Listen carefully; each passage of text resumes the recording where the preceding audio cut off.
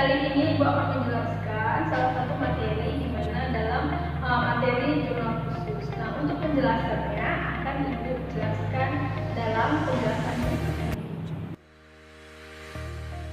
Nah, materi yang akan Ibu bawakan hari ini yaitu mengenai jurnal khusus. Nah, di mana biasanya jurnal khusus digunakan pada akuntansi perusahaan dagang untuk mencatat transaksi yang terjadi. Nah, adapun pengertian dari jurnal khusus yaitu merupakan sebuah jurnal yang digunakan dalam pencatatan bukti transaksi keuangan yang ditimbulkan oleh transaksi-transaksi yang sejenis. Nah, adapun pembagian dari jurnal khusus itu secara umumnya ada 4 bagian. Nah, untuk karakteristiknya bisa dilihat di sini. Yang pertama ada jurnal pembelian, digunakan untuk mencatat transaksi pembelian secara kredit. Kemudian jurnal penjualan untuk mencatat transaksi penjualan secara kredit. Jurnal penerimaan kas untuk mencatat transaksi penerimaan kas atau uang tunai. Jurnal pengeluaran kas untuk mencatat transaksi pengeluaran kas. Dan yang terakhir ada jurnal umum. Nah, di sini digunakan untuk mencatat transaksi yang tidak bisa dicatat di keempat jurnal khusus tadi. Contohnya seperti retur penjualan dan retur pembelian. Nah, di sini Ibu juga ingin memberitahukan kalian adapun tips dan trik untuk memudahkan kalian dalam menyusun atau membuat jurnal khusus dengan bukti transaksi yang ada. Nah, tahap yang pertama itu adalah kalian harus mengidentifikasi terlebih dahulu bukti-bukti transaksi yang ada. Kalian kelompokkan transaksi mana yang masuk ke jurnal khusus yang mana. Nah, kemudian yang kedua, masukkan transaksi pada jurnal khusus yang sudah diidentifikasi tadi. Nah, seperti itu. Ini 2 tips untuk memudahkan kalian dalam penjurnalan jurnal khusus ya.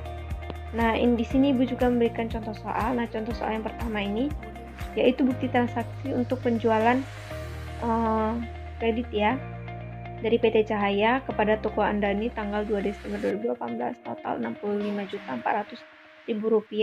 Kita lihat bagaimana penjurnalannya di jurnal penjualan. Nah, yang pertama kita harus mengisi dulu yang namanya tanggal transaksi dan nomor invoice. Kemudian description yaitu nama customer yaitu toko Andani. Dan di sebelah debit itu account receivable Rp65.400.000, sebelah kredit sales sebesar 59 juta, paid out sebesar 5.900.000 dan free collected sebesar Rp500.000.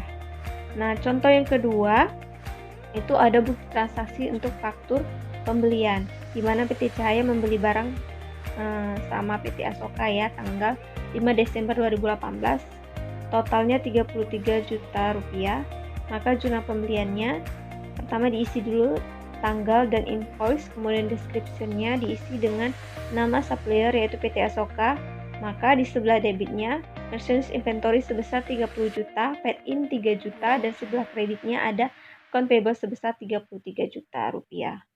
Nah, sekarang contoh yang ketiga yaitu bukti transaksi bukti penerimaan kas, yaitu pelunasan piutang dari toko Bahana sebesar Rp33 juta tanggal 12 Desember 2018. Maka penjurnalannya dalam jurnal penerimaan kas atau cash receipt journal. Nah, kita isi tanggal transaksi dan invoice-nya, description-nya, nama customer-nya, toko Bahana, kemudian sebelah debit itu cash in bank Rp33 juta, sebelah kreditnya account receivable sebesar Rp33 juta. Nah, ini yang keempat itu contoh soal untuk bukti transaksi pengeluaran kas. Nah, di mana di sini PT Cahaya membayar utang kepada PT Barata sebesar 22 juta pada tanggal 10 Desember. Maka jurnal pengeluaran kasnya dicatat dulu tanggal dan invoice-nya, kemudian deskripsinya itu PT Barata. Di sebelah debit account payable sebesar Rp22 juta, di sebelah kredit cash in bank sebesar Rp20 juta. Nah, yang terakhir ini ada nota kredit. Nah, nota kredit ini dari jurnal pembelian. Berarti ini retur pembelian dari PT Asoka tanggal 5 Desember 2018 sebesar Rp4.840.000. Maka ini dicatat di dalam jurnal umum. Dicatat dengan mengisi tanggal transaksi, invoice, maka description-nya account payable di sebelah debit sebesar Rp4.840.000, sebelah kredit merchandise inventory Rp4.400.000 dan paid in di kredit Rp440.000. Nah, jadi inilah contoh-contoh dari transaksi yang terjadi yang dicatat dalam jurnal. Nah, demikian penjelasan Ibu mengenai jurnal khusus. Nah, semoga bisa kalian aplikasikannya dalam pengerjaan tugas-tugas yang Ibu berikan. Salah satunya dalam pengerjaan soal PD Mitra. Nah, jadi sampai sini penjelasan Ibu untuk materi hari ini. Sampai jumpa di pertemuan selanjutnya. Tetap jaga kesehatan. Assalamualaikum warahmatullahi wabarakatuh.